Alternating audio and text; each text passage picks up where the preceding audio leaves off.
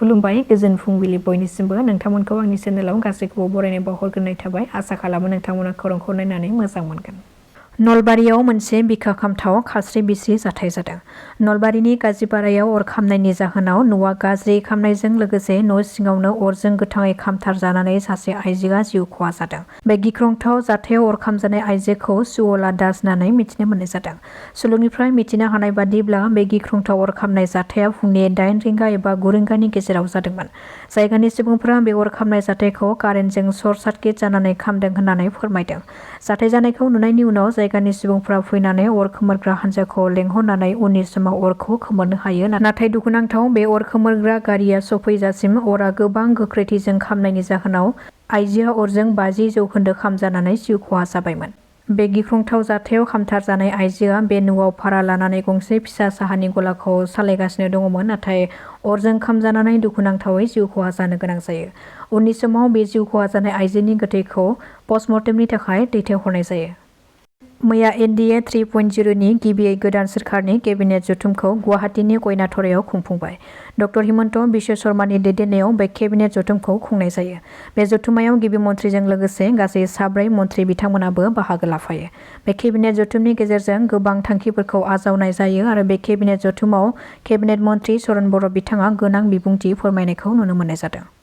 बिपिएफनिफ्राय आरोबाव मन्थ्रि मोननायखौ आसा खालामगोन आरो बिपिएफनि जानानैल' नङा आसामनि रायजोनि जानानैबो खामानि मावगोन होननानै बुंथियो चरण बर' बिथाङा।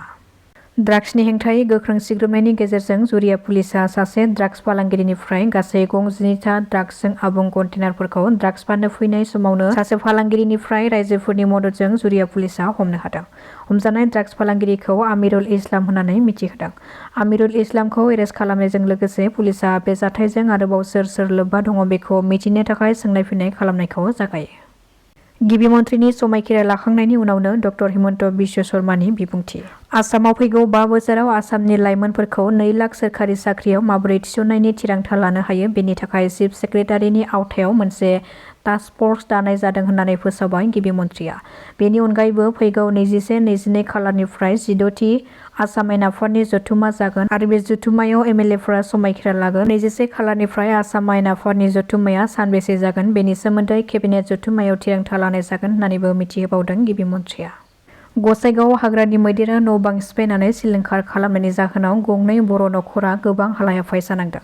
रायमना माहारियारि हाग्रामानिफ्राय ओंखारबोनानै गंनै न'फोरखौ उदखार खालामफैदों हाग्रानि मैदेरनि फालोआ। गसाइगावनि लावख्रिगुरि गामिनि रबिराम नार्जारी आरो कमल सिं नार्जारीनि न'खौ आबुङै सिफायनानै सिलिंखार खालामलांदों हाग्रानि मैदेरा। অহা 21, 22, 25, 26 চাৰিদিনীয়াকৈ অসম বিধানসভাৰ অধিৱেশন অনুষ্ঠিত হ'ব।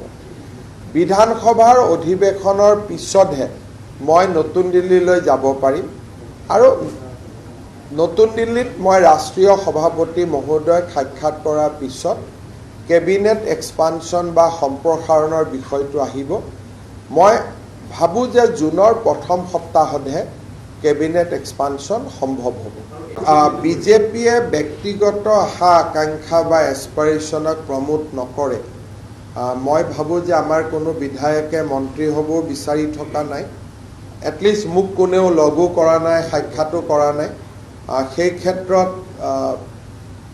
বিজেপিত সেই ধৰণৰ সংস্কৃতি নাই।